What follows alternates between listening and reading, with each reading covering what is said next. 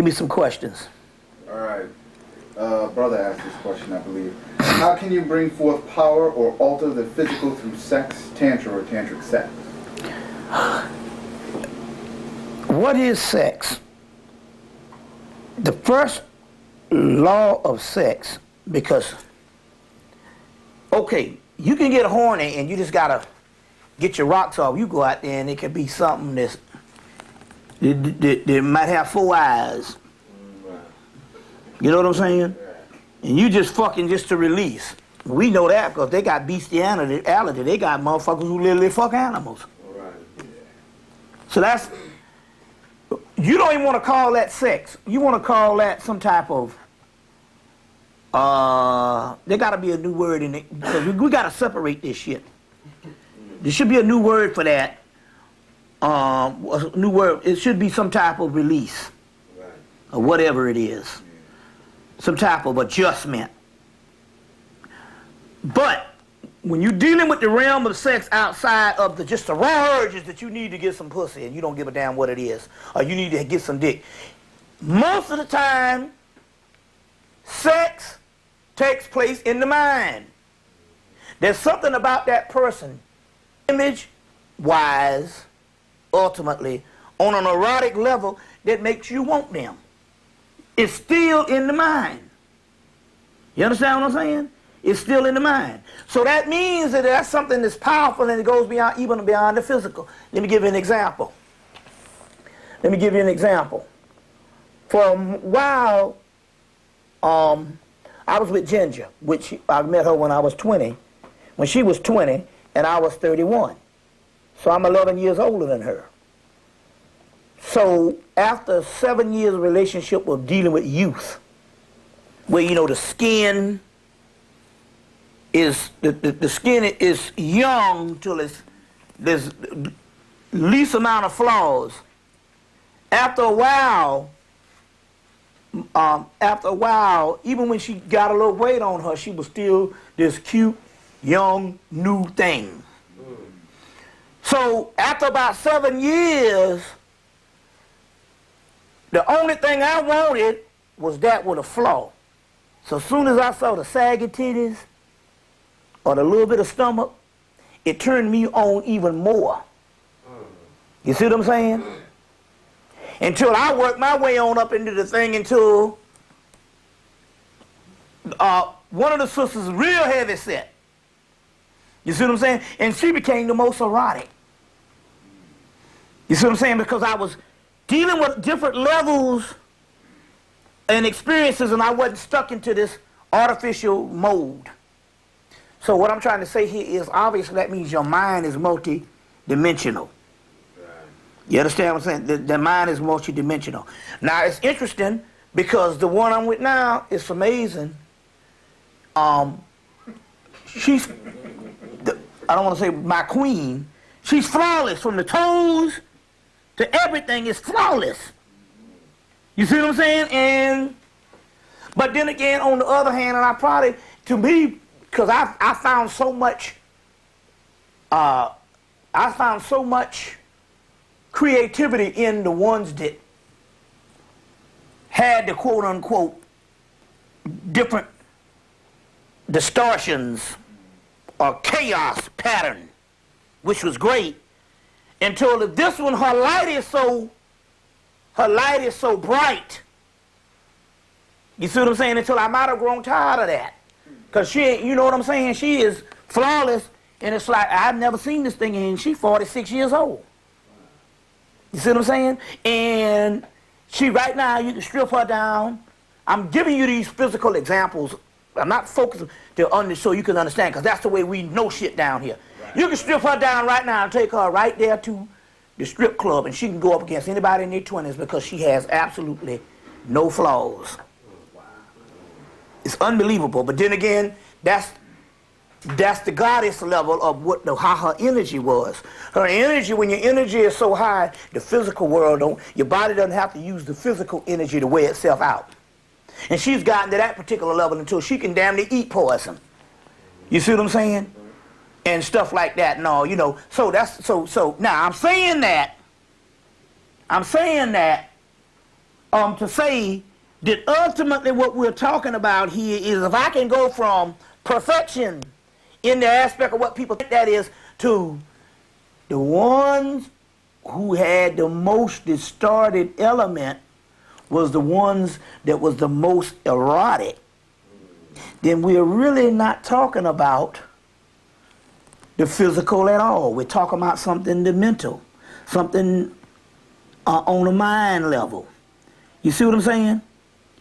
So in that particular case, going back to your question, you can change the physical realities because for the simple fact that my mind can go from one dichotomy to the other and different variations in between, it means that this illusion is not real because it doesn't have strong enough laws to hold my mind into one paradigm. So therefore, that's why Shiva went through the several Mahabodhiyas. You see what I'm saying? Even one girl was damn near retarded, but she was fine. And ironic, the one I got now, she'd have to be in competition to the one that was damn near. She was the Sheena master, the toe up from the floor up, but her body was unbelievable. You see what I'm saying? So I done went through the gamut of what you call it, but still going back, the great mystery here was what I was searching for had nothing to do with what I was actually viewing. I was exploring the different archetypes of my mind. And one would register this way and one would register that way. And I'm only getting to know my own energies and my only true nature. And those particular systems were only the backdrop. It was the keys on the computer, A, B, C, D, E, F, G, to respond something in me. Now, saying all of that, it means that ultimately for the mere fact that we can even see in our physical eyes where we can have different dichotomies, what is actually real? Because if it was real in a physical aspect, you would be stuck. Give you an example about certain foods. Have you, at some age, couldn't live without something, and now you can't stand it? All right, that means right there that the laws are not set in the physical. The physical has to be an illusion for the mere fact that you would be just like an animal down here that you got to chew the same grass for 1,000 years. You see what I'm saying? So the point I'm trying to make here is it means that, that these particular laws, it's not real. Even in the book Dreams, Illusions, and Other Realities by Wendy Duniger O'Flaherty. Dreams, Illusions, and Other Realities. If you want to understand the movie The Matrix, the book you want to get to study, Dreams, Illusions, and Other Realities. In there, by Wendy Duniger O'Flaherty, she says, you know that this damn shit down here ain't real for the mere fact that you can change it with magic. Right. You can manipulate this physical shit with magic. That's right. You don't think that? No, they got some magic that can kill your ass in 48 hours. Right. You know what I'm saying? They can kill you in 48 hours, so obviously this cannot be, this what we call tangible is an illusion. So therefore, now, going back to the sex magic, obviously something that can take you out of your mind into a realm of ecstasy, and especially this one, especially one that has to do with time. The only reason why this book is solid, or this glass candle is solid, is because the vibrations are slowed down on it, but it's all spirit. And the only thing that separates the molecules from being slowed down or being disappear into particles of gases and stuff is time, the timing factor. You see what I'm saying? Now, sex, we know you can get into sex and can lose track of time. And what can only be 7 or 8 or 10 minutes can feel like 4 hours. That's right. I'm amazed how I said, man, I'm really getting down the motherfucking night. Right. And look at the damn clock, and we started at 11 and it's 11:20. Right. And it'll be just like I've been fucking for hours. Right. So the mere fact that you can break down time or the space-time continuum means that in actuality that sex is one of the most powerful, if it's not the most powerful, and I believe it is the most powerful, because it is the last frontier or doorways, you see what I'm saying, to deal with. So I know for a fact, so therefore the sex tantra, to affect the physical, it is the most applied path. And ultimately, if somehow you can consciously direct your mind when you're doing it, some things happen haphazardly, but you can direct your mind to a certain level. You see what I'm saying, or what you want, you can pretty much do what you want, but it has to be from the mental level, or the creative imagination is what we're talking about. Creative imagination. You see, and the sex is one of the most applied paths, most effective. Okay. Give me another question. All right, got another one for you. Are some people more inclined genetically to want to have sex, and possibly what spirits are possessing them?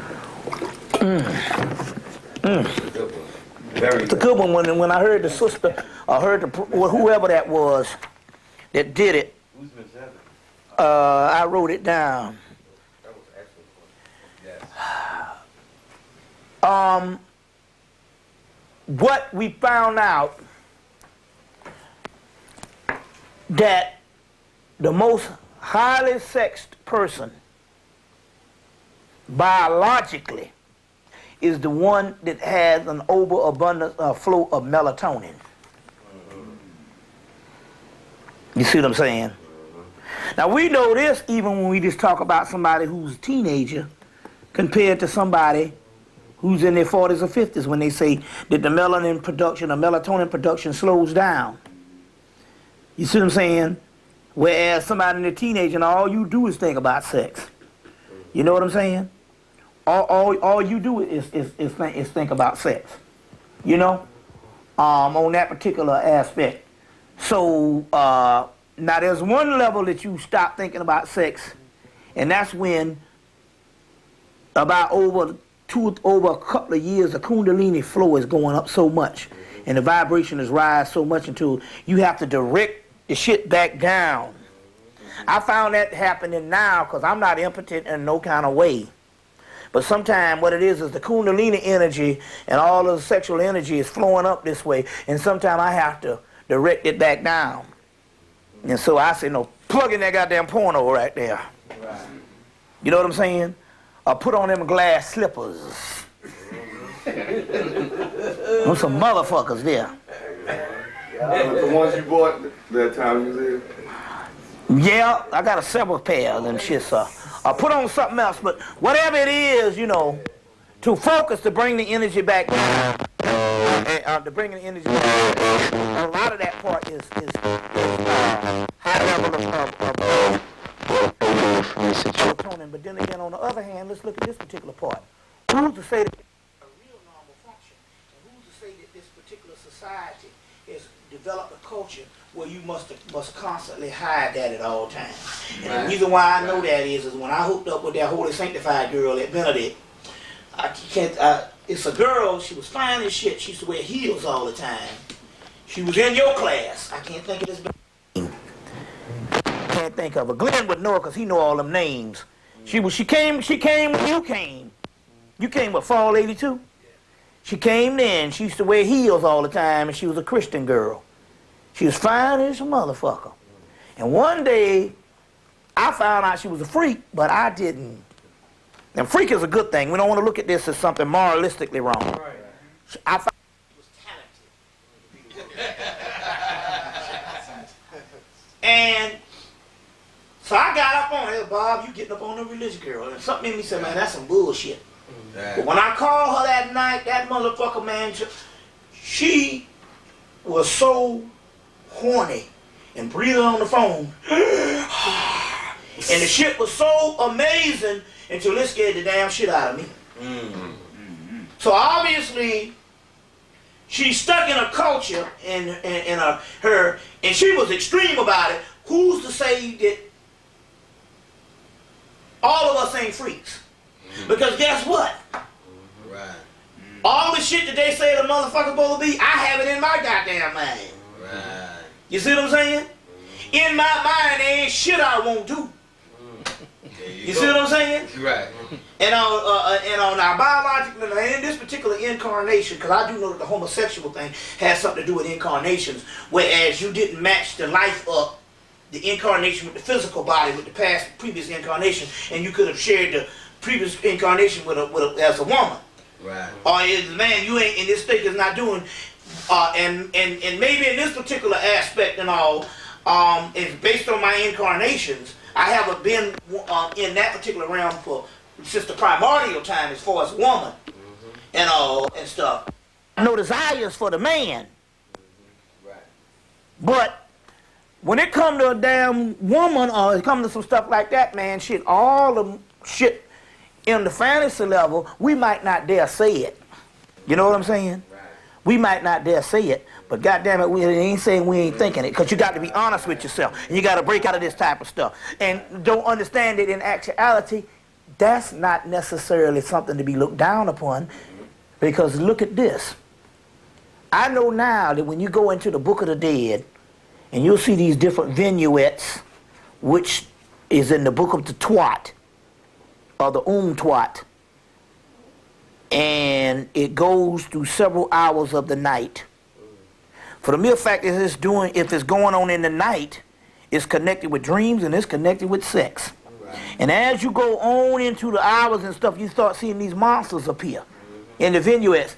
And those monsters are hieroglyphic, are hieroglyphic signs and symbols of not actual monsters, but levels of eroticism on where your motherfucking ass will go on the bestiality level. Right. Damn right. If not with an animal, right. Animal-like behavior. Damn right. Right. Damn right. And we men a lot of times, we are trained not to express it because we are trained not to express emotions, but I have seen some shit in the women. You see what I'm saying? That is being animal-like. Oh, yeah. You see what I'm saying? Right. You know, because they are much more free. So it's easy for them to say, pee in my face. Or nut in my hair. Watch me pee on my feet. Make me beautiful. You know, stuff like that. Make me beautiful. I'm ugly. Make me beautiful. So put this nut upside, put this carnation milk upside my head.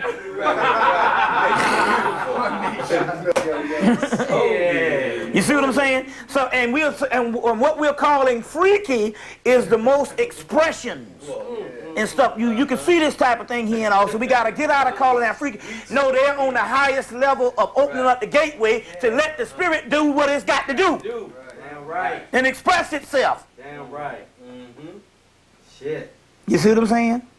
And I have seen that. I've seen, things where the motherfucker was, I said, God, am I doing that bad? She's laughing at me. Right. And I look real close and she ain't laughing. She's in a trance. She's having a conversation with some other motherfucker. Right. I'm like, who the hell you was having a conversation with? She said, the motherfucker who was inside of you. We was having a get together while we was, Shindig. Oh, goddamn Wang Dang. Oh shit. Oh shit. Fucking Wang Dang. Now, so that kind of thing that's going down. Right. So, so giving you a thing and all, here goes again. The realm of infinite possibilities. We just saw a movie. It was called What the Blank Do You Know? Oh, yeah. Did you see it? Not everybody told me. Is it still in the theaters here? It's in Manhattan right now. Okay, it's in the theaters. Yo, we should go check it tonight, son. And it's talking about quantum. Yeah, we should, because it's talking about quantum theory and the infinite realm of possibilities. Now, the only thing it is that the white boys, they explained the scientific aspect, and they left out some of the shamanistic religious aspects of it and stuff like that. But they was talking about how we exist right now. When our eyes is telling us, but we got 4, 5 different locations of where we are right now. And you can change one of those locations and it changes the shit up over here. And you don't have to be trapped in one paradigm saying that you can't change this shit because you looking here. All you got to do is change the motherfucker over here. And it goes into all that type of stuff here and all. But it goes into all those type of things as infinite possibilities. What the blink did you know? But they didn't deal with the sexual aspect because that was the real key. You see what I'm saying? That is the real key. So when they ask that, go back to that question whether love and sex is the same. You can change a motherfucker mind based on what you do in the damn bed. You see what I'm saying? Now also too, I know another thing too, it's a high level because it's a gateway for certain entities to express themselves on this realm.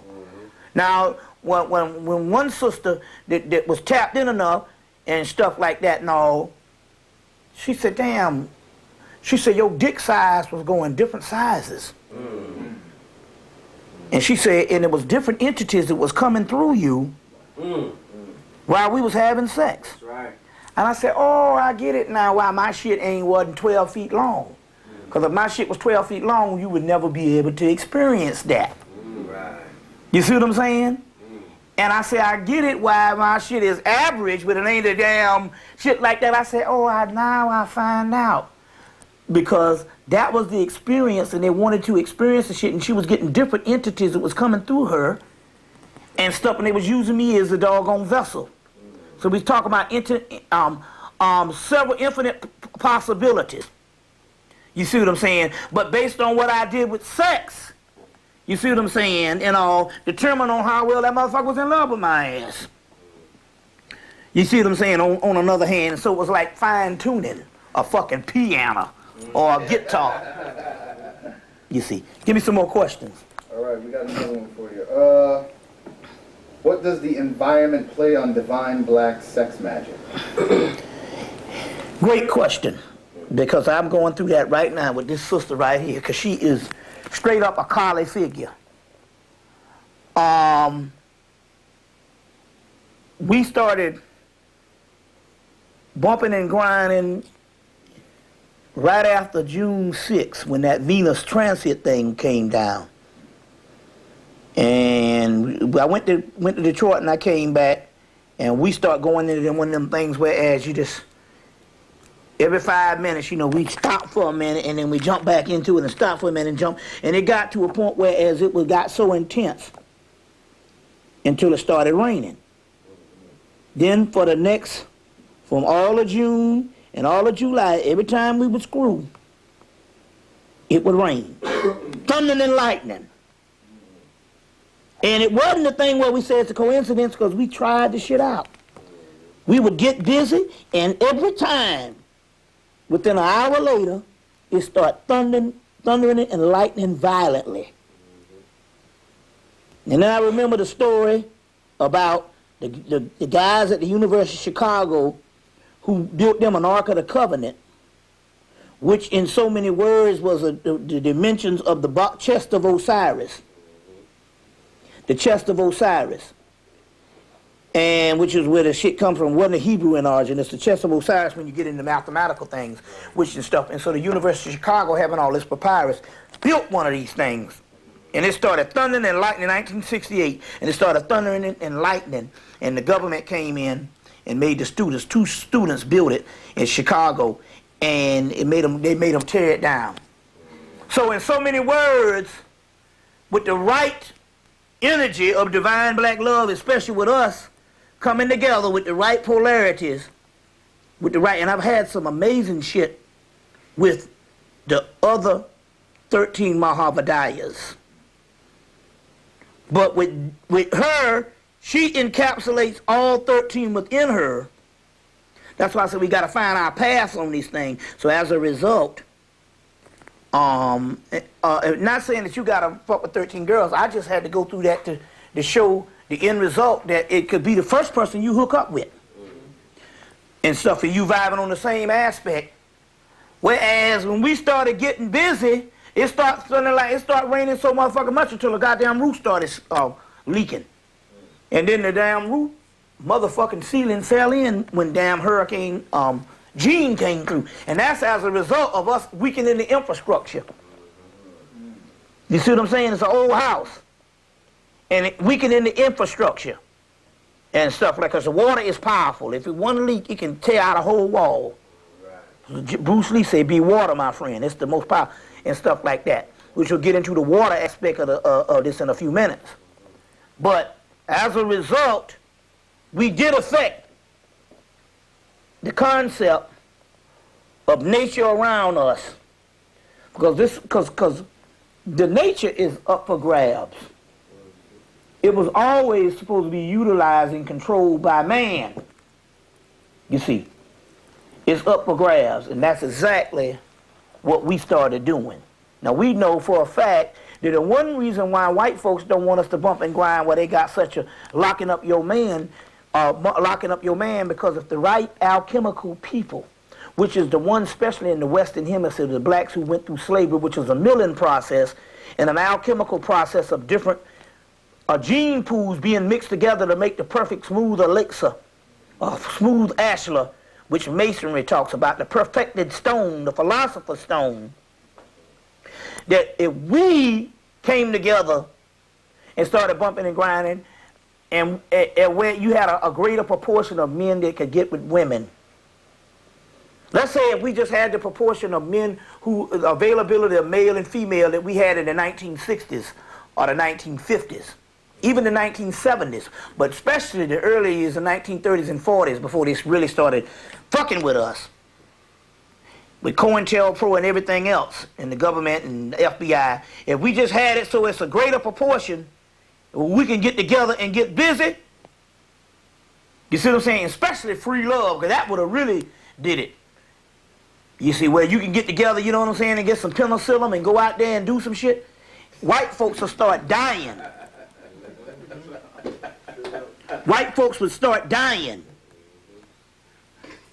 And the reason why they would start dying is because they wouldn't be able to take the energy. It's the natural selection process that they talk about in Darwin's theory. One species will kill each other off based on energy. And that's the way it is in nature. When you see a white flower, is a hybrid. And they have studied that even in nature, you get some of these white flowers or these albino type plants, it is up to nature to weed it out and kill it off. But it's the same thing when it comes to energies too. You see what I'm saying and all. So they get sick. So we do know that even with that. Why? Because the most, we know that it has to do with sex, because the most thing that they did to destroy us is to stop the relationship with us in our relationship on the romantic level. You see what I'm saying? Including going back down to the music.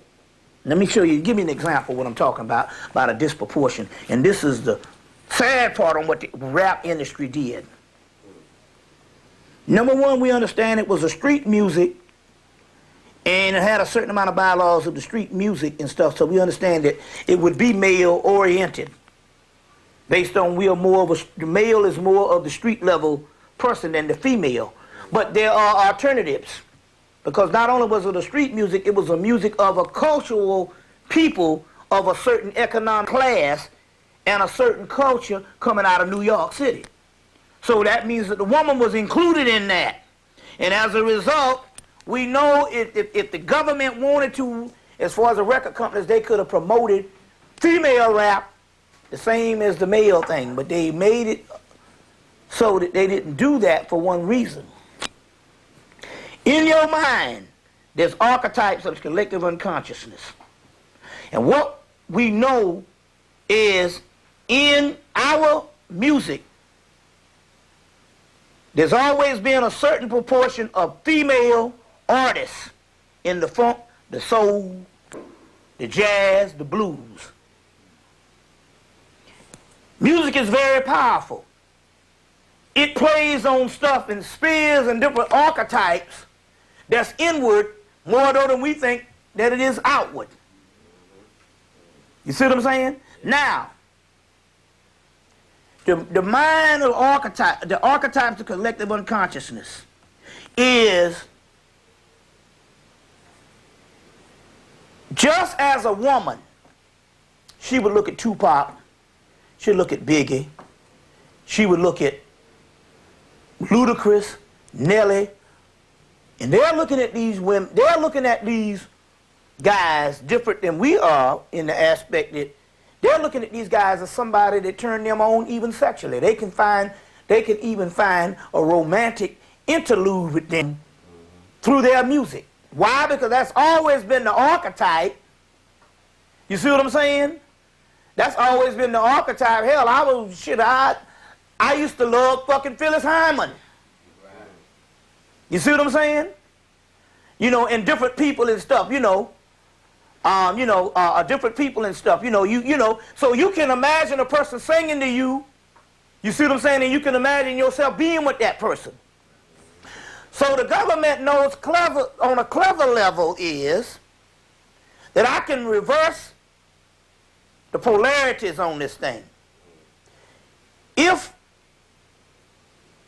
the phenomena that black boys grow up with on the archetypal level is 99% male, and the highest one that they got that's making the most money that's a female is a goddamn dyke, which is a male, I can change the archetypal image that his hero or his archetype of perfection is a male, and I can breed homosexuality.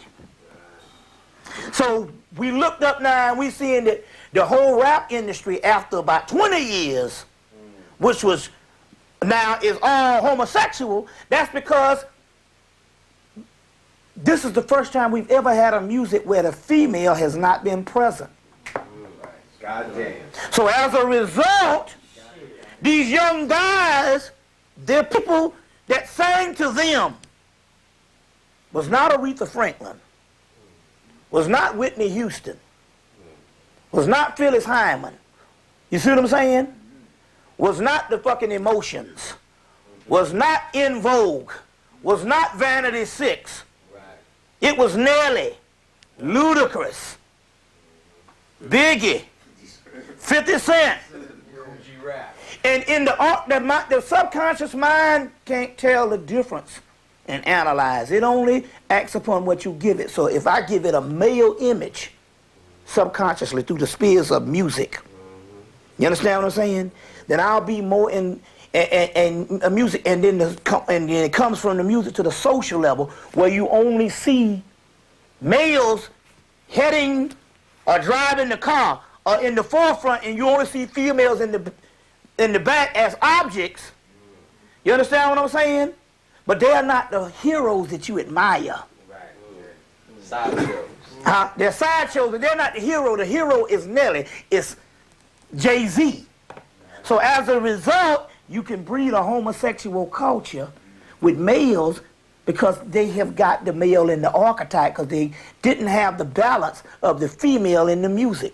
And that's the difference. It's a disproportion. So now, instant homosexuality, you can breed a homosexual culture. So the download thing is, and I know guys, now, you can breed a culture that's very interesting here. Because on one hand, I know guys, they won't, now I know some of them, based on the culture that they're in, they won't go sleep with another man, but they can only be with a girl when they get horny. And then when they bust their nut, they go back and spend most of their time with their boys. And that's what happens when you can take the girl and the woman and relegate her as this sideshow. She's in the background as a sexual object for something to you to go and clean out your tubes. Right. Go bust your nut. Right. But the relationship that you had, whereas in the 70s, the 60s, the 50s, the 40s, and even the 80s, your relationship and your music was based on love and your relationship with your woman. God damn. Frankie Beverly and Mays, Barry White, Nat King Cole. You understand what I'm saying? Whatever thing, it was based on that, so it's a balance. Because your art form is your expression. If you're expressing a motherfucking nigger all the time, or a guy, then so many words and all this type of stuff here, that's what you become. A manly man. Right. God damn, that hurt me. And so as a result, your children now, the black man is a motherfucking faggot. In the story. They got you now. Because you don't have the archetype to balance that off. So they can never, not only that, they can never experience the goddess. Because they experience in the man. I didn't have the misfortune of growing up that way. I had women that I fell in love with through my music. You see what I'm saying? Through my music. That's shit. That's Damn. See what I'm saying? serious. So as a result now, it's cleverly done. So you loving Jay-Z, or you admire Jay-Z, you listen to Jay-Z, and that's just on the level of the archetypal level of they're showing you one man. That ain't including what they're doing technologically with mind control. Right. Whereas they're showing Jay-Z, fuck you, or you sucking Jay-Z dick, because they got one thing you seeing is this, and you thinking you seeing them with a bunch of women, but behind that is some men fucking each other going on. And they got a whole porno world, and they just got to just put on one of those porno tapes. And you buy the DVD or whatever, and it's got the dual thing. They're proving that. You can get DVDs with 4 movies on them. They're lined up behind each other. So there could be a movie where niggas is getting butt fucked the whole time, and you watching fucking Nelly and Jay-Z and all this kind of shit. Then you understand when you got a hankering to go suck a goddamn dick. Damn.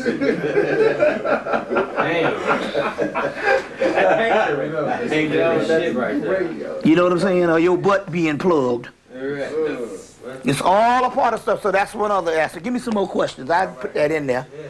Missions of love and sex, and so. All right, should people use zodiac and astrology to getting with or leaving a person, and how does the zodiac correspond?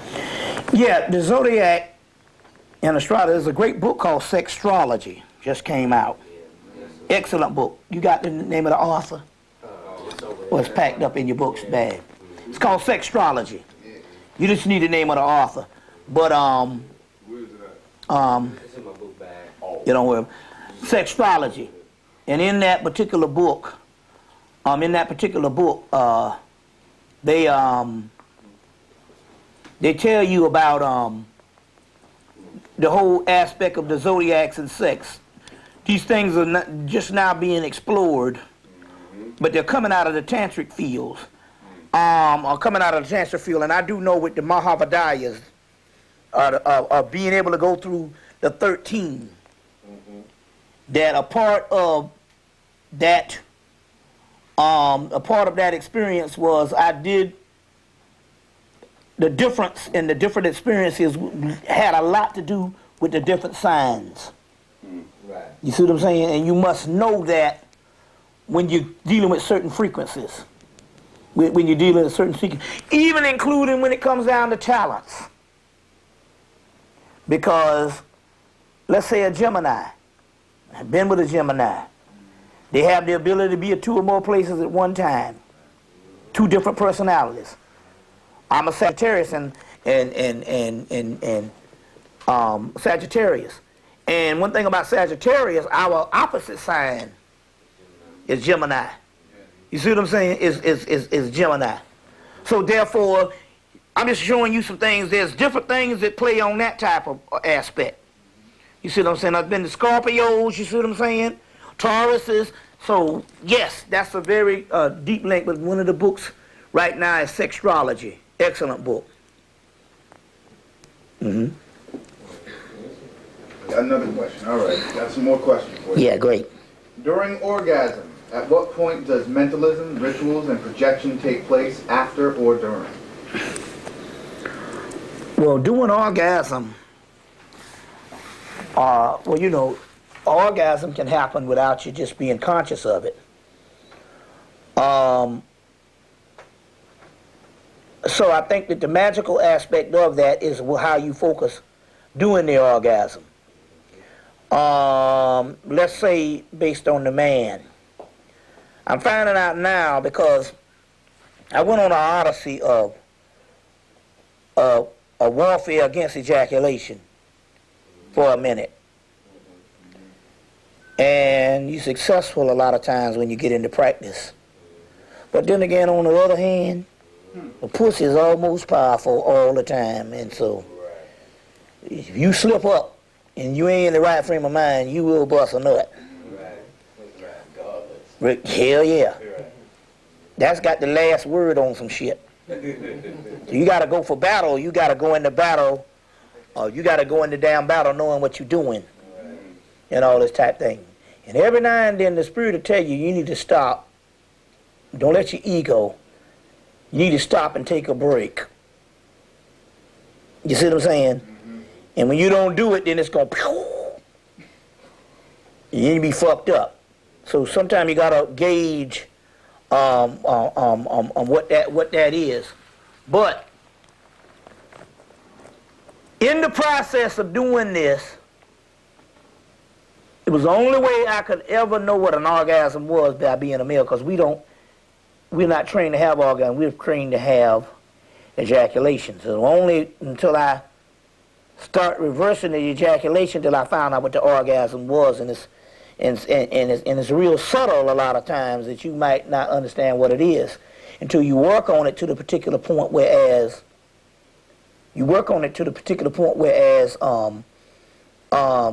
you know what it is, because it becomes stronger and stronger and stronger.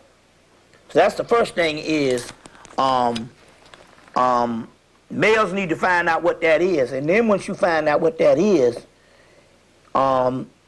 you can also do like the female. You can have an orgasm without even being with somebody. Just by thought. You see what I'm saying? Just by thought. So that's a whole nother concept. That's a whole another concept. So saying that, just to say that's when you talk about male, they need to find out what it is. A lot of times it's when the magic goes in when you direct the orgasm.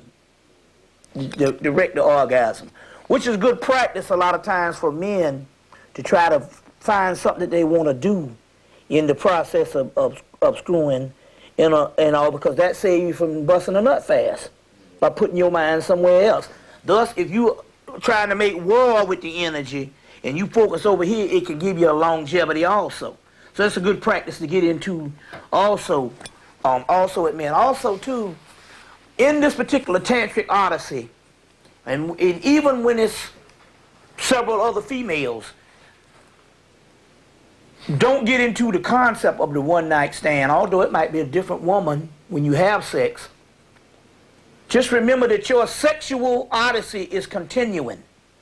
If you get into the one-night stand, you won't complete certain things and you'll go ahead and bust a nut because the simple fact you figure, well, this ain't going nowhere, I'm going to be gone. Right. She's going to be going out of my life. But what you don't realize here is we're trying to get a certain mentality going, because by being ongoing, although it might still be several other females, you still are having a continuation of the experiences, and you shouldn't cut that short by just busting a nut and limiting yourself to think that the encounter that you are having is not worth anything.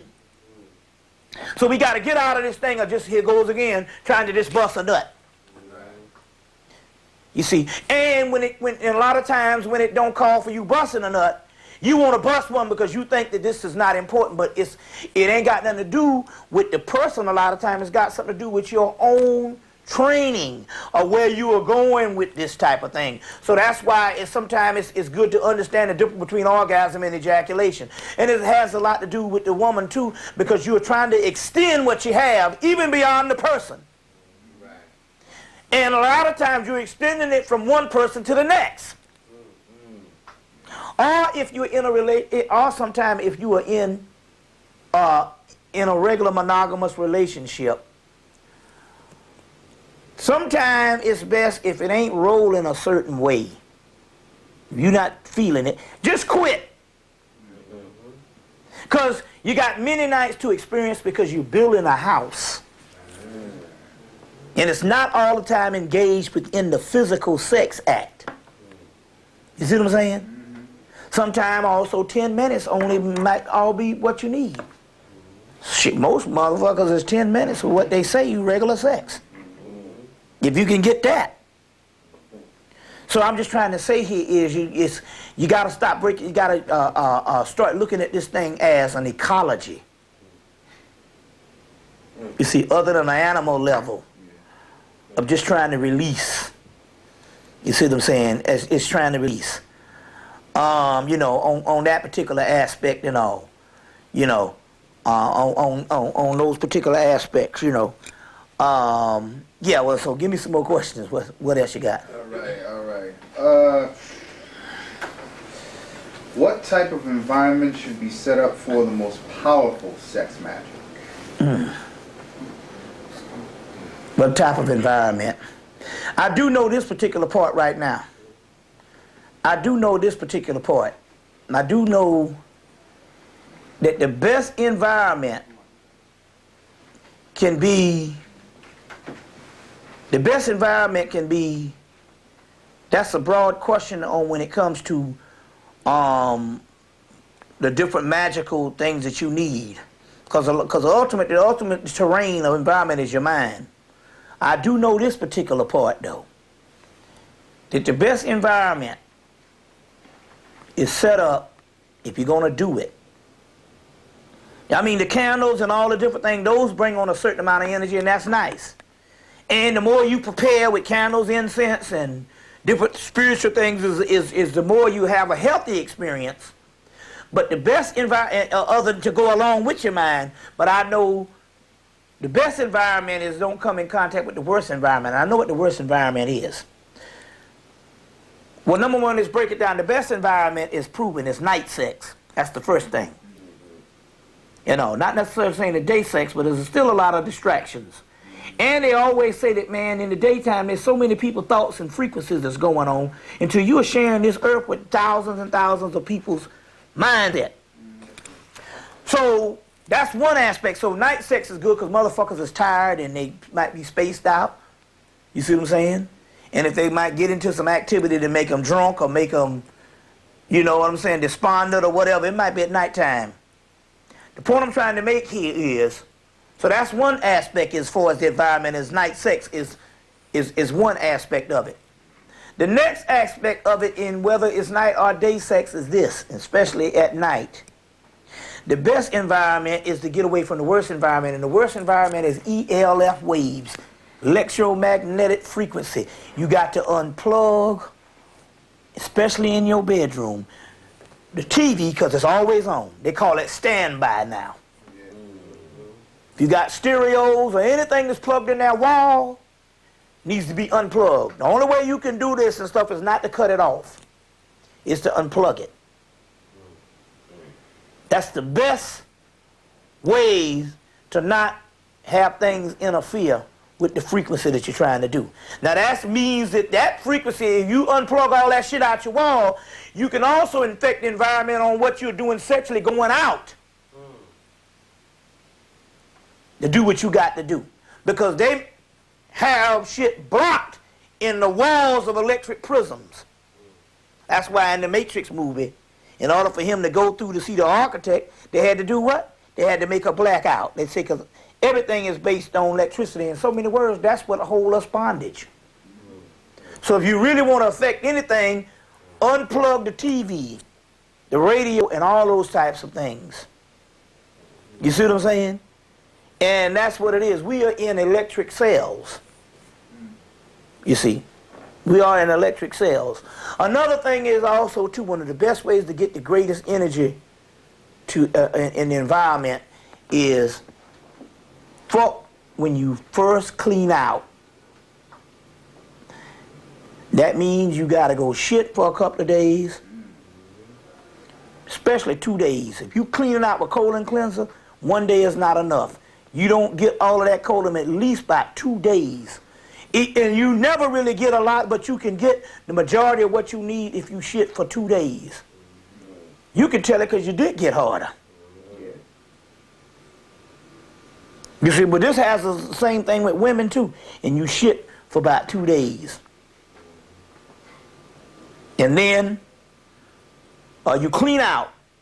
And that means you're getting a greater force and impact of this thing. Here goes again, it's the ecology. Things block different things just like anything else on the physical realm. You see, you're talking about ultimately a flow of energy. You're talking about a flow of energy. Now, you want to get also the environment to a particular point, whereas the orgasm level gets to the realm to where even this when you touch. Women are the first to experience this, but men can too. Whereas you get to a level where you extended this thing, whereas when you touch each other, you getting that electricity inside of you. Right. You see what I'm saying? And this book here on ESO by Alan P. Barra and Donna J. Barra, Brower, B-R-A-U-E-R, Brower. This particular book here, ESO, which means extended sexual orgasm, but it's called ESO. This particular book here goes into all that stuff, even down to the touch. Another thing also is the environment, the realm of smell. Now, I'm not just talking about the scents and the stuff that you can smell when it comes to oils and perfume. I'm talking about the realm of smell of what's coming off of your mate's body. Sometimes I'm kissing her and she done took a bath and I can't smell nothing. So what I do, you rub your lips and you rub your thing until you get this type of, it's a combination of sweat and odors, and that automatically responds to the soul. You see what I'm saying? Responds to the souls. So all that realm of smell and stuff, you see what I'm saying, is very key. In going more and more into that particular sexual realm. We are trying to create ecology, a new terrain. And they know it, that it's got something to do with that realm of sex. The mystical Shekinah, which is ultimately the Shakti power and the Kundalini energy, but A.E. Waite said that he knows there's another thing in his book, The Holy Kabbalah. And this was the early 1900s. He said, I'm convinced by studying this that the Shekinah, which is supposed to be the return of Israel to its Israel, the Jews are the jewels. Not talking about no people with no black hats, the jewels, which is the alchemical components of these particles, of the God particles inside of your body, come into play. He said, I know it's one sex act, a futuristic form of sex. So that's why in the future we are behind what we were in the 1970s. You see what I'm saying? In the 1970s, orgies is taboo now. You know what I'm saying? You see, I missed out on that realm. Because although I'm a child of the 70s, and I was in junior high school and high school and stuff, I missed out on that realm and stuff. I wasn't the person that was already in their 20s and 30s doing, them motherfuckers was doing some freaky deaky shit. Right, swapping. Yeah. You see stuff like that. You see. But I'm just saying, but we're still talking about an ecology. Give me some more questions. All right. You pretty much dealt with holding back the ejaculation, right? Mm-hmm. Yeah, like I said again, one of the things here is to actually the whole concept here is for us is to actually experience orgasm. Actually experience orgasm. Also remember now, this is one of the main keys, especially when it comes to males. The more time, if you want to spend less time screwing that you can't do it, the more time you got to do with this shit right here. The more time you put in with your tongue, the more ease you give your ding-a-ling or your Johnson to have to do half the damn work. And that's vital. You see what I'm saying? That's vital. That is vital. And you must understand, we are a people that will frown at menstrual blood, but will eat a motherfucking chicken. You see what I'm saying? You see, or eat a chicken. And menstrual blood is the most powerful shit on the planet. Why? Because I know you got all these religious groups been talking about it for years. You know what I'm saying? But that's when you get just about all the stuff the colors, the stuff that's inside of that, it all comes as one. Two ways. One is the menstrual aspect. You see what I'm saying? Is the menstrual aspect. And all, you know what I'm saying? The other way is you can produce different aspects through tapping into the G-spot. It produces a certain amount of melanin, fluids, and all this type of thing here when you massage the G-spot. You massage the G-spot. That has a lot to do. We'll go into that deeper in a few minutes and stuff like that. Any more questions? All right, the last question from the people around the country. Can love blind you?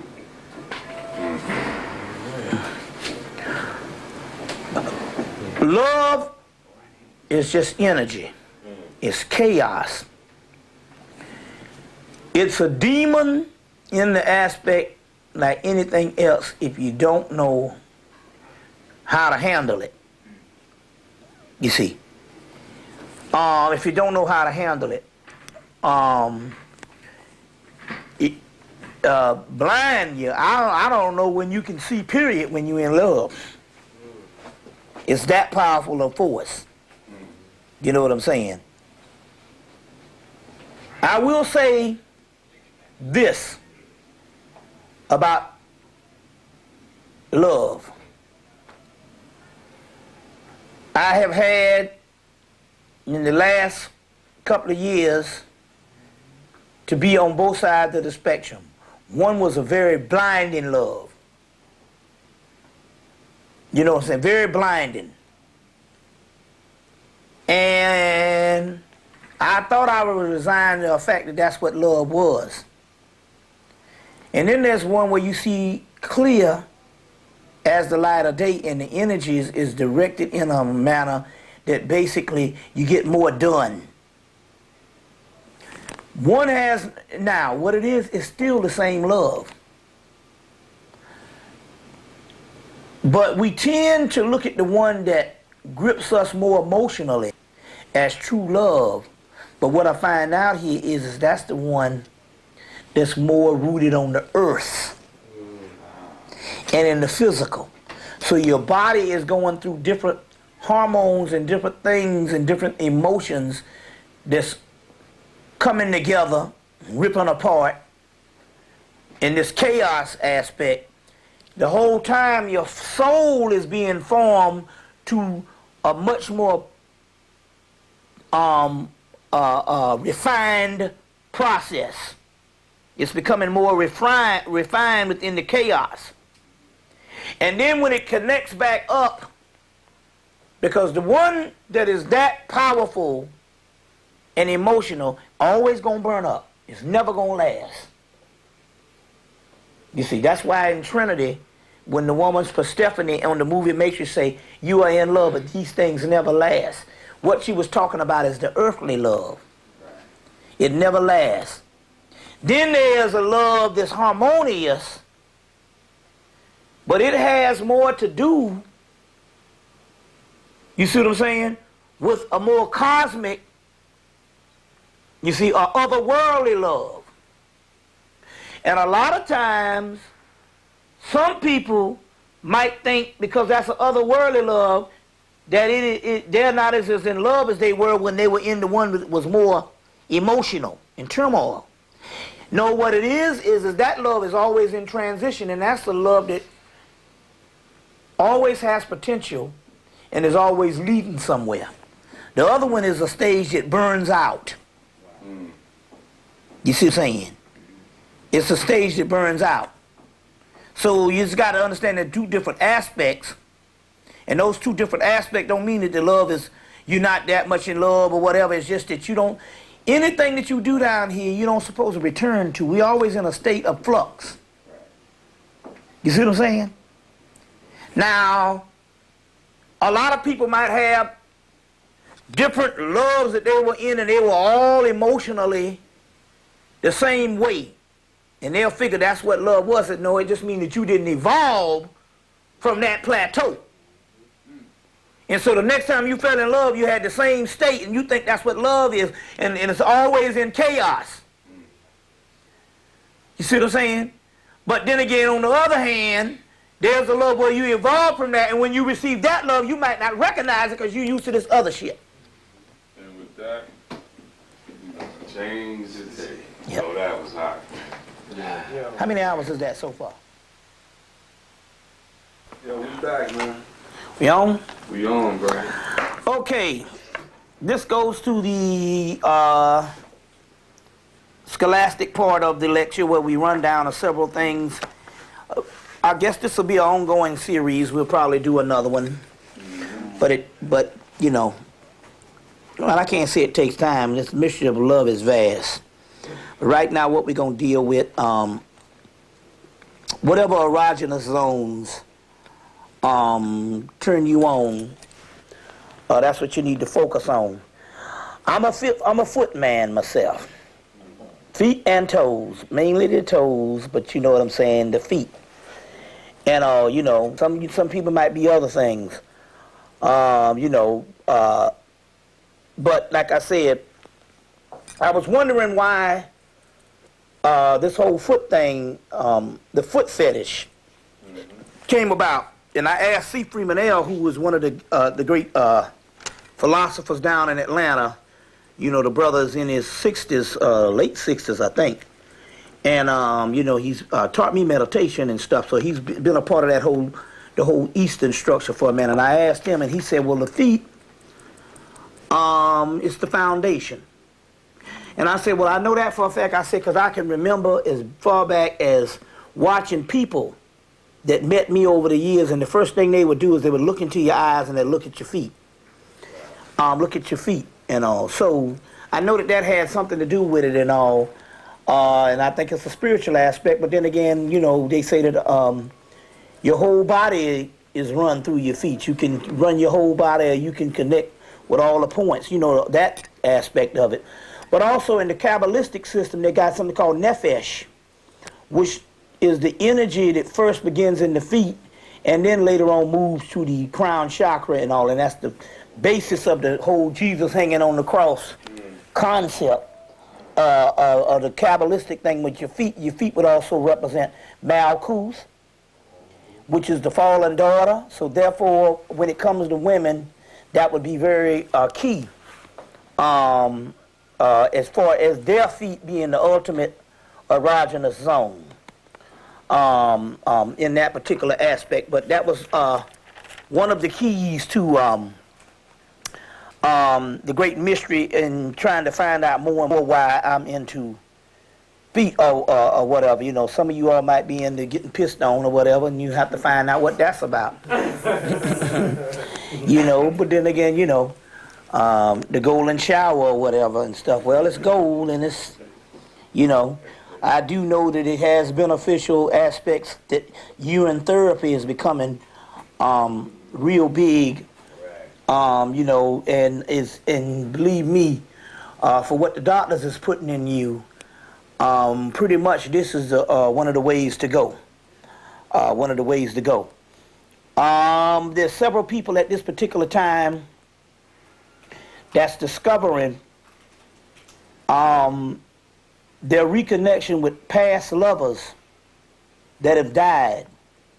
And all of a sudden, within the last couple of years, they have been falling back in love with them, and they said that the love and the feeling that they had is just as powerful. And one of this one lady said the guy that she knew died in the 70s, but she could feel his essence. And I'm saying, well, as we go more and more into the spirit realm, the physical structure is constantly deteriorating, and as a result, it cannot hold back certain energies and certain connections or certain doorways that can connect you with a loved one.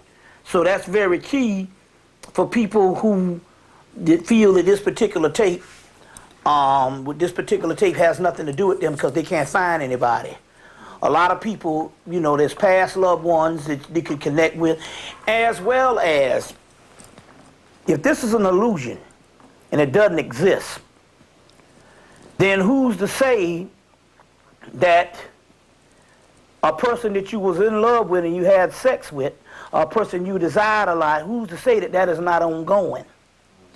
And who is to say that when you actually think about them, and especially in the erotic level, that you're not having an experience with them? You see what I'm saying? You're going to find out that in the next couple of years or the next couple of months, because you know me, I don't like to talk in years. I be trying to get out of here every minute I can as far as trying to end this thing. But the next couple of months, you will find out in actuality that you're going to have visitations, or you're going to have things with past lovers, and it's going to be just as strong as what you would deal with, what you dealt with at the time that you thought. Why is it that even the government says, you know, when you're having sex with a person, you're having sex with the people with that person has had sex with in the last 10 years. So obviously they even know that in actuality that particular field is still ongoing. To explore more of that realm as far as that outer realm and for the dead, and you can make that particular contact as far as the dead, but even in the aspect of this, the sexual realm, period, is to make a connection with what is called the Guade or the Gede in Voodoo. You will find a great deal of information on this in the New Orleans Voodoo Tarot deck. I have the name of the author, but right now that's the, let me see if I got the name of that author here. The New Orleans Voodoo Tarot deck by Louis Martini and Sally Ann Glassman. Louis Martini and Sally Ann Glassman. They will talk about the Guade, or the Gede, which is also the dead, but it's also the ones that's connected with the sexual beings. As a matter of fact, we can go to say that when you're talking about the Ka material, you got the Ka in Egypt, which is so-called the shadow or the intelligence, and you got the Ba, which is the soul. Well, the Ka energy, in fact, I heard it quoted twice. One in a work called the Book of Doors, which is a book that's accompanied by a tarot set. And in their research, they also said that there's the god Khonsu, which in Khonsu is also a Typhonian form of Horus. And Khonsu has a brother that's with him, just like Krishna has a brother called Balarama. But Khonsu's brother is a form of a brother that was a twin that died. So that brother never made it into the physical world, but lingers in the spirit world, because you can't really die. And that the Ka represents both the living and the dead. The dead is on the inside of you, your Ka, that shadow. This is a form of melanin, is what it is, the shadow. And it's also a form of death. Now, Jeremiah explains it in one little section on the Ka in Ancient Egypt Light of the World, that the Ka is leftover substance from dead people, the ancestors. Well, that's what melanin is, the shadow, the Ka. Intelligence also. So there's a connection between us, our inner workings, our inner substance of melanin, and dead folks. The ancestors have not really gone anywhere. They just magnetize within the cells of their new home is in the matrix makeup of your melanin. So you house the ancestors, or you house whatever dead person or being or spirit that want to come in contact you, they will live in your melanin. That's why people immediately after the person's mate or people die, they start seeing them in a series of dreams. You know, it's called dead people in one's head. And but when they talk about that, it's within the structure of the melanin, in the molecules of the melanin, and that is the house of where they live. It's like the bees, and you got a honeycomb. and each section is a home of a bee, that's the same concept of the melanin, which is connected also with the god Dionysus. It has the bees, Osiris, and different ones based on if you trace the mystery throughout the earth. That's why it's not by mistake that Clyde Barker would make the Candy Man and connect it with bees, and then you have the honey from the bees. And a bee, and a lot of these bees are what? Black and gold. That's the gold and the black and gold one. So you got that particular concept here, but the car is leftover substance and a housing unit for the dead. So the ancestors are within you. That's why the Africans used to say, I stand on the shoulders of the ancestors. They stand on the spiritual shoulders of the ancestral complex that is inside of the melanin.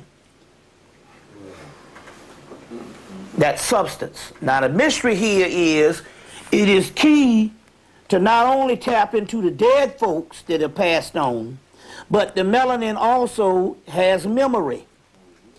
And what is this but nothing? Memory is nothing. This is an illusion, and that means memory is also spirit. And by it being spirit and all, you can also go back and revisit old lovers. Now, since we're talking about orgasm, which is different than ejaculation, that's probably why the woman equates love with sex, because she's used to having orgasms. Well, we're used to having ejaculation, which means we're used to losing stuff. And by losing it, we don't carry it within us. We give it away. That's why we don't want nothing to do with a motherfucker after we bust a nut. But orgasms, these spasms, is nothing but a greater manifestation of these particular nerve endings, a greater manifestation of these particular energies. And so therefore you are not only in orgasms manifesting, but you're giving birth to a whole complex that adds to the fuel of love and that force, that what is love. So therefore that's why it's hard to separate love from sex for a woman, at least, is you get the bumping and grinding and you give her enough of them babies. Or give her what she wants. Well, in the concept here, if we're still talking about memory and we're not talking about reality being in the physical, then what is memory? What is all of this stuff but nothing but energy? In that particular case, the sexual energy lives within the orgasms, which still lives within the biological framework of your own being, and you can tap into these things through melanin. And so, every now and then, you will smell a smell with a person that you was with, and you walking in nature, and you can smell this person, and there's nothing around that can closely link you to a physical smell of somebody's perfume or whatever, because sometimes it's not even perfume. You can smell the essence of the person. That's because the encounter with that person lives within you. You see? Which still connects you with that person, because we are not local. And then again, on the other hand, we're not long distance either. We're not in a distance. There's no such thing as space and time. We are all one, as the old saying says. It's just that what separates us is the certain doorways within our physical structure that doesn't open us to infinite possibilities. That's what the movie's talking about. What the blank do you know? So therefore we'll still have all that's in us, so we never really lose anything. I have to say this because I feel for women out there. A lot of them can't get men, and the first thing they do is they turn it into a religion. So the government has established, through black women, celibacy clubs. This is not for the ones to make sure the ones who ain't getting none, make sure that they don't return back, although they do that too. This is to establish a culture for the ones who can get some to be influenced not to get some, not to engage in the sexual aspect, because they don't want the sexual energy of Isis and Osiris, Solomon and Sheba, Tiamat and Kingu, Shiva and Pravati, they're not Dionysus and Ariadne, Lilith and Samuel, and on and on and on to come back together. So therefore they have a whole movement across the country, a black celibate society, to somehow brainwash these women that no, it is too emotional for you to have sex. If you're not going to have a long-term relationship, which is damn near impossible because there ain't no men out here. Which means socially, we got thousands of people locked up. We got some people that's not even compatible. They don't even know their ass with a hole in the ground. They're out there and shit smelling like urine. What I'm saying is the structure of the black woman, they have made much more palatable to survive within this society than the black man. They, you know the whole thing. They set her up in the society. You see what I'm saying? And whatever black man they don't lock away, they make sure that he's almost unattainable socially. Meanwhile, with these sisters going through this stuff, they build up this religious brainwashing structure of theology that celibacy is good. Now this is not necessarily for the religious person, because they just tell the religious person that sex is bad or whatever, and because they ain't married they won't fuck with nobody. But these are for the so-called sophisticated women who might not be on the level that they're trapped in this aspect of religion. They're a little more educated, a little more intellectual than that, so they play on their frustrations and emotions that they can't get no man. You see what I'm saying? They don't get no man. But then again, on the other hand, this is the other part. The psychology here is a lot of these brothers, a lot of these sisters, some of these sisters can get men. It's just that they have a very low self-esteem. And so they're more interested in getting a man that reminds them that they are beautiful and they are worth something, so that man has to have a certain stature, certain economic bracket, or a certain look, as far as his physical attraction or whatever, because her self-esteem, she has to confirm to herself that I am worth it. So just a brother that don't fit those in the characteristics and in those categories, she don't want nothing to do with. This is another form of mental illness.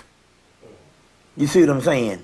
She, you know, so on the first hand, she's lonely, but on the other hand, she's got to prove to herself that I'm worth it. So if I can't get that man who has what society says, and I won't have anything, and some of them say they are worth it.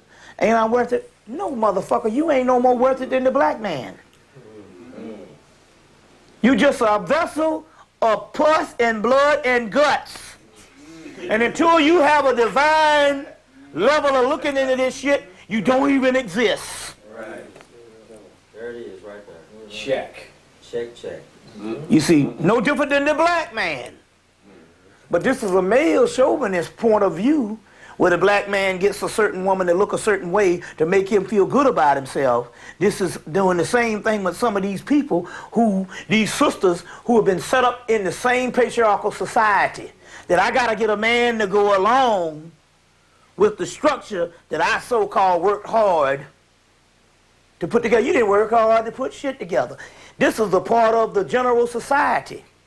They got to keep a space open for a certain amount of people to take advantage of. How else are you going to divide and conquer? By making a disparity. In order to have the have-nots in the downtrodden, you got to have something that's dialectically opposite. You see what I'm saying? And so therefore they create this other so-called quote-unquote class of people. But either either way, both sides are on lockdown. You see, so this is just some way. So they got these whole celibate society. Oh, congratulations, she's celebrating 15 years of celibacy. As if what moon ain't gonna bump into the stars, or what moon gonna bump into the stars because you had sex. Right. Like, does it really matter? You act like this is relevant to the universe and even to your own life on whether you fucked or not. To say that if I sustain from it, I'm doing the universe some fictitious good that I can brag about it. Right. Hey, I didn't fuck nothing to this day. To me, you need to be dead. Right. Not necessarily if you can't get none, but you need to be dead if you that sick to think that I'm a better person for not fucking. Straight out. See what I'm saying? That's why I'm beginning to have more and more respect, especially the last 5 or 6 years for the hoe.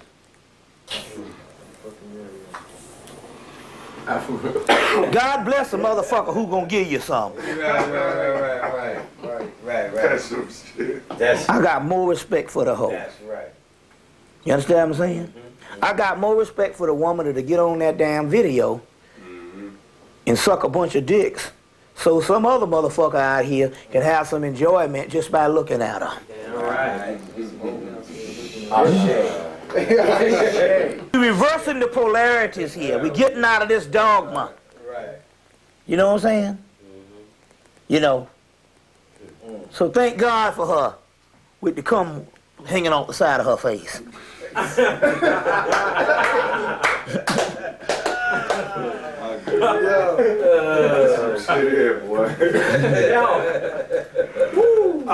Even Jesus respected the hoe. I don't blame it.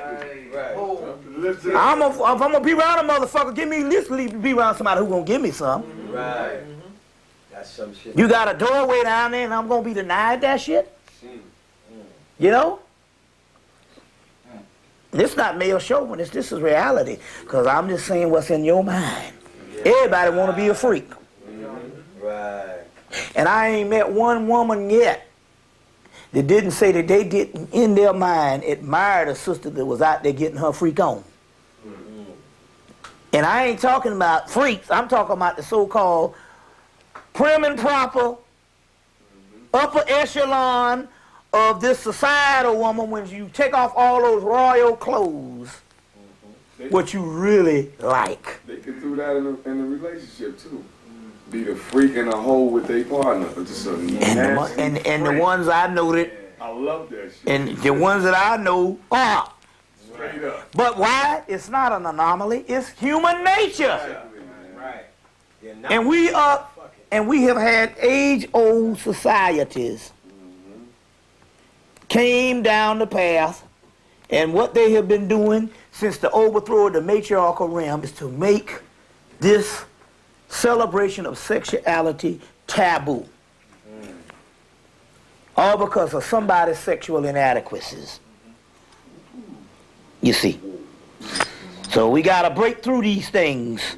That's why they got, your boy has got his movie coming out, Woman Art Thou Loose. T.D. Jakes. That's to mess up the minds of thousands of black women. You know, the damn white woman got a play, The Vagina Monologues. And you sitting over here talking about Woman Art Thou Loose. You the only one that can't get nobody. Can't hit a lick in a goddamn snake. You know what I'm saying? Some of these motherfuckers so shut down, you catch cancer fucking them. And then you gonna have T.D. Jakes tell you that you a doggone something wrong for you for having some sex. You see, break out of that type thing. Reality is what you can get away with. You see. My Lord, my Lord. But ultimately, we, you know, and why? Because the reason why I'm saying this is why you got to let it all hang out, because when you're dealing with the heart chakra, which is the realm of Venus has come back. Venus is a god that governs the heart, goddess that governs the heart. And in dealing with the heart chakra, you got to deal with truth. That's the Mayatian principle. That's why Venus is a form of Mayat, as well as the ancient great mother. She's a form of the new Venus. There's a new Venus. Right. They talk about the new Venus in this book, Amor and Psyche, that I've been talking about by Eric Newman, or Neumann. N-E-U-M-A-N-N, Eric Newman, or Neumann, as Kinderly calls it, Amor and Psyche. And they talk about the old Venus, which is the form of Hathor and Aphrodite, gives away to a new Venus, which is talking about the black woman on the earth plane now. But she is acting older than the old Venus, old Aphrodite, because the old Aphrodite used to fuck everything. You see. So I'm not saying this stuff here as something to put down some stuff. I'm trying to tell those sisters and to express themselves, and the brothers to not look at them as some type of drag or something for expressing themselves more. We gotta come from what we truly feel and give away to the passions and the urges, because that is how the new guys express themselves, the new souls express themselves. So that's what I'm talking about. Because within the heart chakra is Venus. That's where she is. She's in the heart of both male and female. So therefore, on the other hand, these male chauvinist cults, and even the male chauvinist, quote unquote, masters, quote unquote, can't get to another level, and will never get to another level until they bear witness to woman, because it's not talking about the woman standing across from you. She's just an image for you to practice on. It's talking about the woman that sits inside of your heart chakra. Inside of Shiva Osiris's heart chakra is a woman. It's in the book, The Triadic Heart of Shiva. Is a woman. And that is why in the book, Egyptian Mythology by Geraldine Pinch, when she was honest enough to understand that what Budge and them omitted about Osiris was once worshipped as a mother goddess in Egypt. Yep. Because how could a man be worshipped as a mother goddess? But also, ultimately, they was talking about the woman on the inside of you. And so if you deny her that you're looking at, as far as the image that you're supposed to try to understand, you deny this goddess on the inside of your heart chakra, because ultimately that's what it is, the primordial original substance, or the primordial original force, which is this goddess on the inside of the heart chakra. And that's right in the text coming from Sanskrit, in the Vedic text of the Triadic Heart of Shiva, put out by State University of New York, SUNY. I can't think of the name of the person, but that's the name of the book. And then right in there, Osiris worship as a mother goddess, which the woman, ironically, have to be a woman to say this again, because the men always omit it. That she got it in the book Egyptian Mythology by Geraldine Pinch, as well as early enough for your girl from the early 80s, late 70s to get it. They wrote the book When God Was a Woman. So obviously, because of the simple fact she got it from when the book When God Was a Woman, that means that somebody was omitting stuff. You see what I'm saying? Omitting stuff. Something that Gerald Massey probably didn't come upon in his day, because he would have told the truth, because that's how honest he was about stuff. And to this day, they vilify him by not putting him in no bibliography. And he's, to this day, the greatest Egyptologist to ever live, to understand the Egyptian mythology other than some stones or how some pyramids was built and all that type of stuff. So, moving right along. The past lover will fulfill the archetype. And that archetype is all you need to sustain you with the woman that you're with. So in so many words, you don't have to run out a lot of times on somebody not because you're not vibing. You should be in sync. even ideologically or mentally with the person you're with. That's the first and foremost. But I'm talking about if you do meet those characteristics, sometimes the earth plane down here, you do want a different flavor. Well, one way to understand this is to tap into the archetype of the past lovers that you had. And so therefore that will sustain you, because that means you do, it's not one set aspect, there's infinite possibilities down here. You see what I'm saying? Infinite possibilities down here. But even when we're talking about the importance of this male and female coming back together and how they could have such a disparity as the youth with the rap with this male thing, like I said earlier, is this particular reason. At the top of the tree of life, which is Kether, in the voodoo mystery, and one good thing that the guy, Louis Martini and Sally Adden Glasserman put together by putting it together with the Kabbalistic system, is they find out that at the top of the voodoo, which is the ultimate aspect of Kether, is Dambalawedo, Adawedo, which is two serpents. Two twin serpents. So that means that the end result to all this is that the highest level still meets together in the black man and the black woman. And the white man knows, and the only thing he is doing is trying to keep this disparity. But we don't need all the thousands of dead people out here. We only need just a few people to understand what time it is. Because we're running this shit anyway, the people that's awake. So I'm only speaking to the couples that are conscious and is looking for something out. So Dambalawedo and Adawedo is, in so many words, the next dimension, the next step. It is the final aspect of the two twin serpents that you see in there. For the sisters and the brothers who still, because there's such a disparity, we are in an alien aspect, and they got a lot of sisters out here that can't get nobody. I think that mostly, basically in this case, if you're a man and you can't get a woman, you just gay. Let's just hang this shit up. You need to quit. You need to quit fucking around and making all these excuses. If you're a man and can't get a woman, and it's about there's in the black community, which in most males, it's about 8 women to 1 on the earth plane. But in the black community, it's about 50 to 1. Now, if the odds are 50 to 1, if you can't get a woman out of that, you just hang it up. You just goddamn gay. You know what I'm saying? Let's quit bullshitting the shit and all this kind of thing here. Get you a tutu, and or whatever the deal is, a butt plug, and let's hang that shit up. You a bumblebee, as my girls say. You a fucking bumblebee. Bottom line. But I'm just trying to say, for those particular sisters, I'm mostly interested in them. There's always this aspect of astral sex.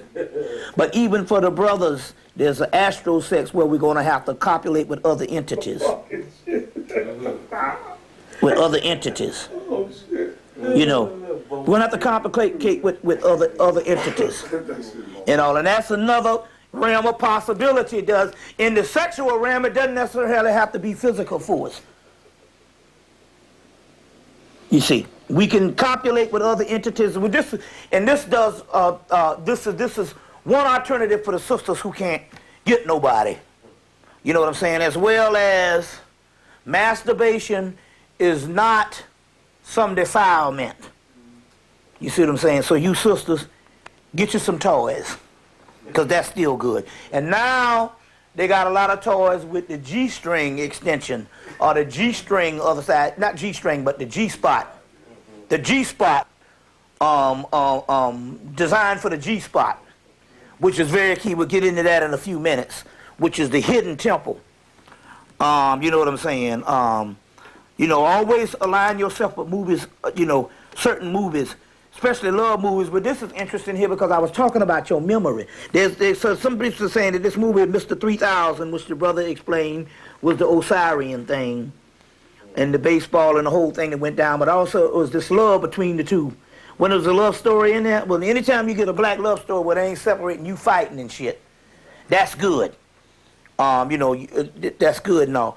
But the movie that came out by Jim Carrey, Eternal Sunshine of the Spotted Mind, which is a hell of a movie. They got this relationship going on, and all of a sudden something happens, and he find out that the girl went somewhere to get him erased from her memory, and he became lost, so he can't take it, so he got to get her erased from the memory. And as a concept of them erasing from the memory, they realize that ultimately, the only thing what they really need to hang on to is the memories that they have of each other. So the movie becomes a race against time to connect with each other before their memories are ultimately wiped out. That's the same thing I was talking about here, where everything that we are experiencing is already in us. If you've already experienced it, it is never lost. You see what I'm saying? Yes, it is never lost. You see, even to the point where we talk about past incarnations, because sure enough, whenever I talk to Carrie Ann is her name, which is Linda's mother, and whenever I talk to her, and I felt and I heard the girl's voice, which was somebody in their 30s, based on somebody that was 76. When Linda got back on the phone, she heard the same voice. And since then, she said, I've heard this woman transform in her voice just by talking to you especially the last month. That means that that's the soul responding. So we're talking about stuff that's never lost. We're always connected. And so this was a reason why we go through these mysteries. Infinite possibilities. You see what I'm saying? Infinite possibility. Only thing about the movie, what the blank do you know, is they usually still try to deal with it based on these breakthroughs in science and quantum physics, and they leave out the great mystery is the human body, because if you deal with the human body, you got to deal with the original model. Or one that's been around long enough to even illuminate. Not no intruder that's just got on the scene. That ain't nothing but a clump of pus.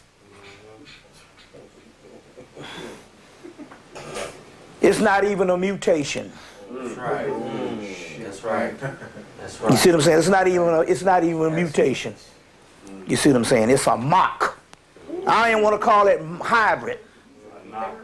I call it a mock, knockoff. It is not the model to even study and research. And they know it. That's why they turn to science now. Because they know, hey, it's over for us. We ain't old enough. We just got civilized at the end of humanity. Within the last 1,000 years, humanity is over. So in so many worlds, white folks never existed, and that's what the spirits used to tell us: white folks don't exist. And why they say that? It's because your existence is so long. Remember, these people came in the last hour.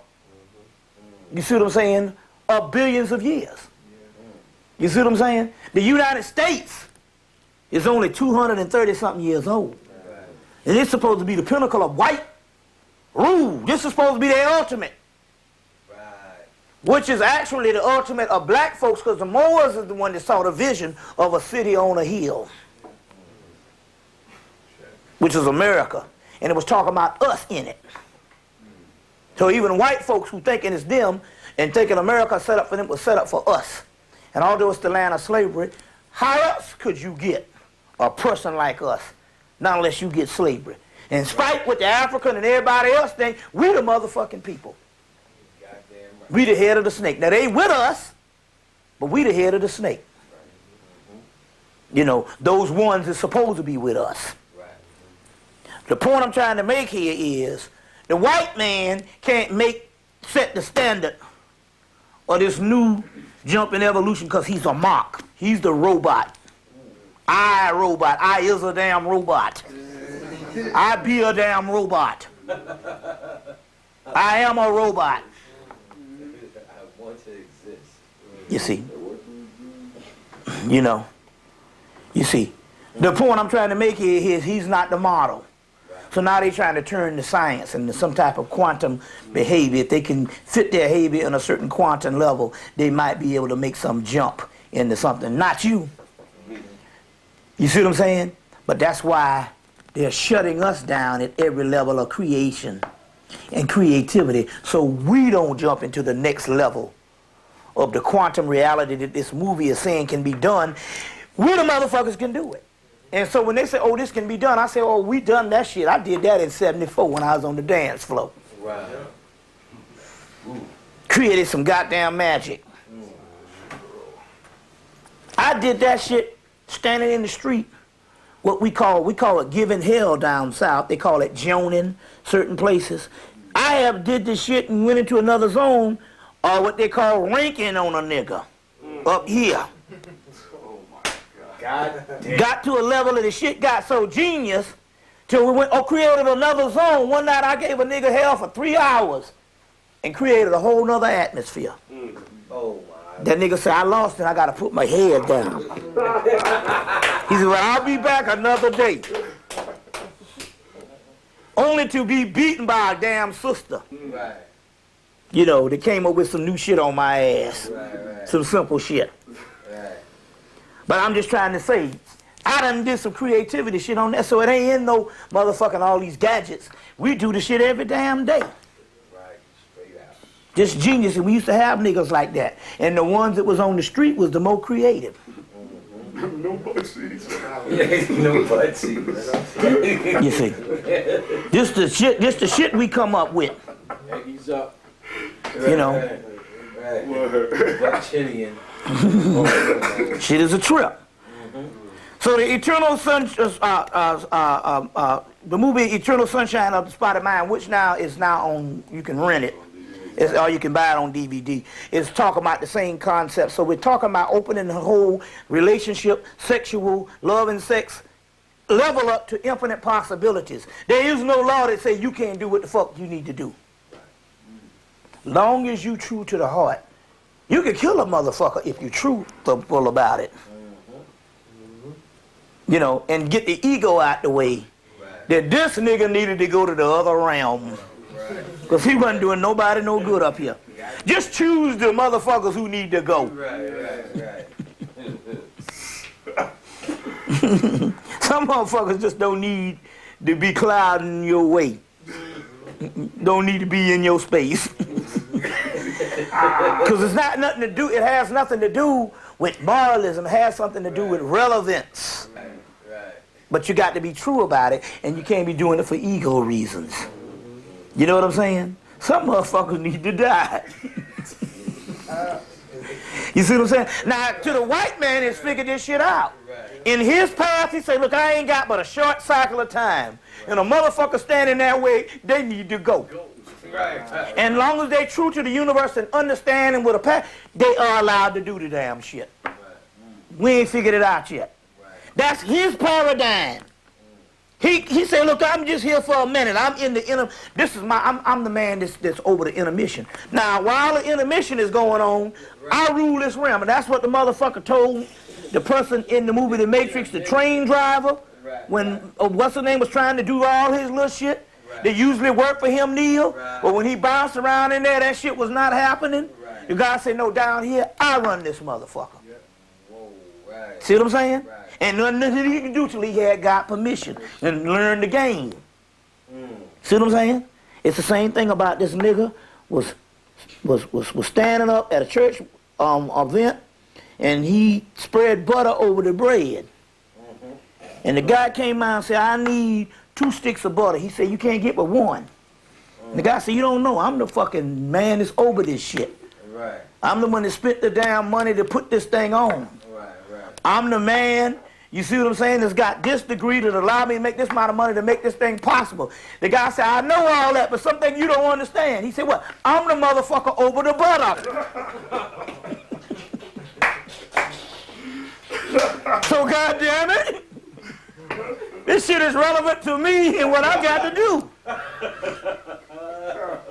So the white man got a small bit of shit, and he takes advantage of that shit. Right. And it ain't got nothing to do with being right or wrong. It's got about to do with whether you gonna stay and use the maximum of your time. In his case, the maximum of my time is to eliminate motherfuckers standing in the way of me and my little damn time. We ain't figured it out yet. It's the same thing as 2 guys walking in the jungle. Right. And they walking in the jungle, and the fucking lion get after them. And one guy bend down and take out his sneakers and lace them up. Another guy say, man, are you crazy? No matter what you do, that lion is faster. He got 4 legs, he's stronger. You can't outrun him. He said, I don't have to outrun him. I only have to outrun you.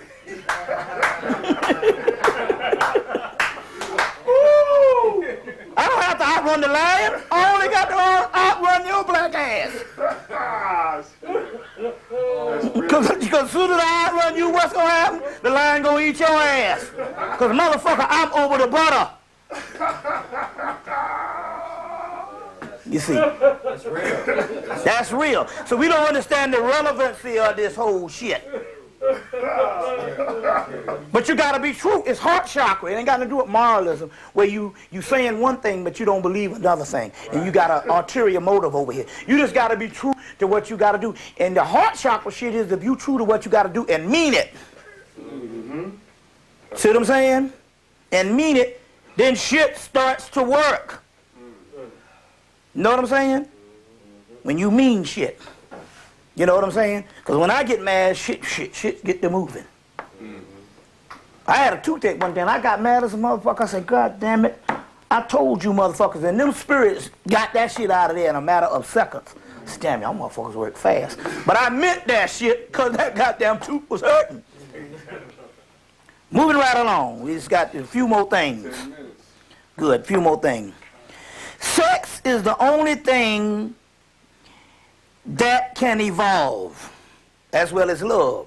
See, the problem, reason why people's love is all fucked up, is the simple fact here is they still sticking in these old models and paradigm of somebody told them the right way to love somebody. Right. You know what I'm saying? If digging somebody's scabs off their ass is a better way of doing it, right, to get harmony, then you'll dig the scabs off your ass. There is no laws on how you do shit. You see what I'm saying? Oh, shit. You know, that's do the shit. So the love and sex is the only thing that can evolve. You see what I'm saying? You see, it has no limits. You see, even the physical body has its limits, but sex can go beyond that. You see what I'm saying? Several things we got to tap into. There's whole realms of what can we do when this woman is on her cycle? Because it's out of the ordinary, because it doesn't happen most of the month. Right. You see what I'm saying? So what is this stuff, and why isn't it special? And why is it that there's societies that's been talking against this shit? You see what I'm saying? What about sexual fluids? Especially if a woman get to do something. Right. Which we're going to get on to in a few seconds. And what about my mind focusing on these things that somebody done told me that's not relevant for me to focus on? Which goes back to this, which is the DMT spirit molecule. There's a book here, the DMT spirit molecule. Melanin is only base or something. That's why most people with melanin can't figure out why they can't use it. It is what is created out of the melanin, which is the DMT spirit molecule, which is the molecule of spirit, and that's where you get things going. Now, the key to DMT's spirit molecule is you got to find out where the temple is. And the temple, the DMT spirit molecule, in fact, is, especially when it comes to women, is the G spot, the Graftenberg spot. There's a chant you can do when you're rubbing on the G spot. There's several books you can get to deal with the G spot. That book I just did, the one I said, SO, what was that book on? DSO. DSO talks about it. A real good book to talk about it is Modern Sex Magic, Donald Michael Craig. We got a new book out here called G-Spot.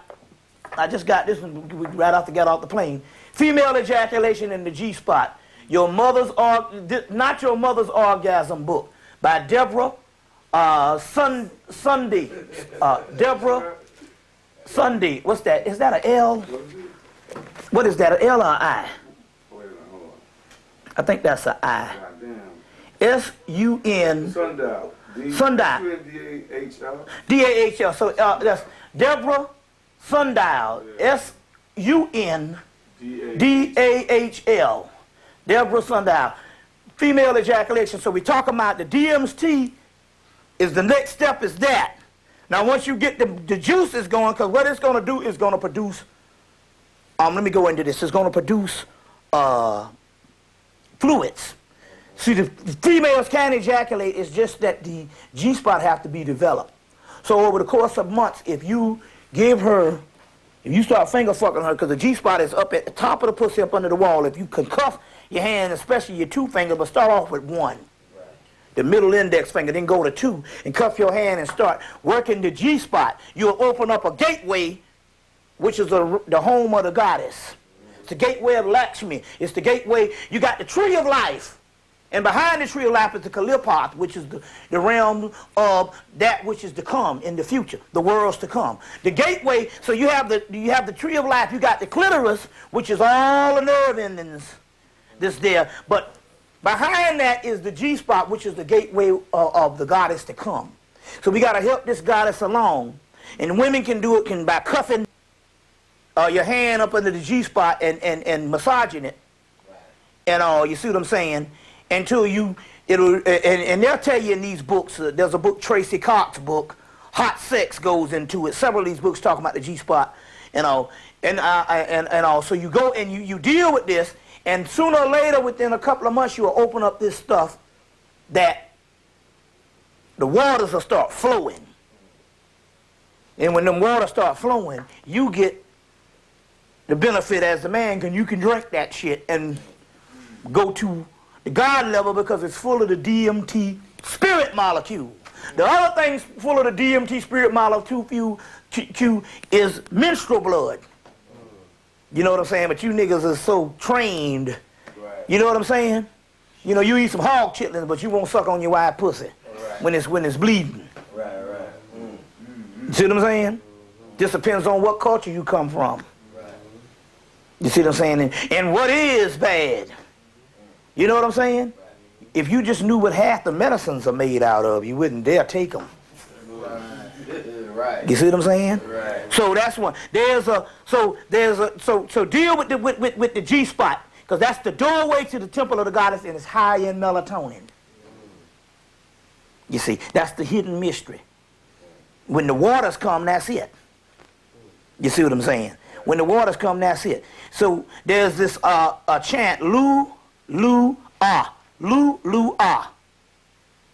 L-U-H, L-U-H-A-H. Lu, Lu, Ah, which is a mantra for, metaphysical mantra for the, that she can chant for the G-spot. You see what I'm saying? That Babylonia's realm, that goddess that Crowley talked about, he called it Babylon. But when we got the force to channel through Linda, Babylon is the G-spot. Because she's been telling me for months, I'm still shut down. I said, well, goddamn, I hate to see what the other shit is, because the sex is great. I said, no, but we're talking about something that's always ongoing. It's always in progress. You see what I'm saying? And always in process. You see, so the Babylonian, the home of the G-spot is, and the goddess over the G-spot is Babylon or Babylonia, as well as Lakshmi and stuff. But any Mayatean phase of the goddess, of these Venus things, it's just the new Venus is the G-spot, is the temple of the goddess. You see what I'm saying? The temple of the goddess also. So get the 10 Mahabodhiyas and learn about Lakshmi. Lakshmi is a goddess of prosperity, but a lot of the prosperity they talk about is not necessarily monetary, although she can bring you monetary if you get some posters of her and burn these things called Lakshmi drops. You can actually get the prosperity. She will come. But then again, on the other hand, she's only giving you the monetary levels of something that's even greater. Her prosperity is a new kingdom. You see, is a new kingdom. So there's several things. How much time we got? 2 minutes. So we will come back in the future. I hope you enjoyed it. The mysteries of love and sex. This will hold you for now. This is ongoing, just like the mysteries of love and sex is ongoing. That's right. But you know, this is what we want to bring to the table. We worship the goddess, all of us, because that's the supreme power. That's right. That's right. Yeah. That's right. That's right. So we worship the goddess, that's the supreme power. That's right. You see what I'm saying and all. Right now, I don't find nothing out here worthy to worship. We've been doing Allah and all that shit for years. Yahweh and all know is now the motherfucker who's only brought me joy since I've been down here, and that's the motherfucker with the pussy. So they got women. That's the most powerful thing now. They got half the money and all the damn pussy. And with that, That's right. See you next time, yo. I shade.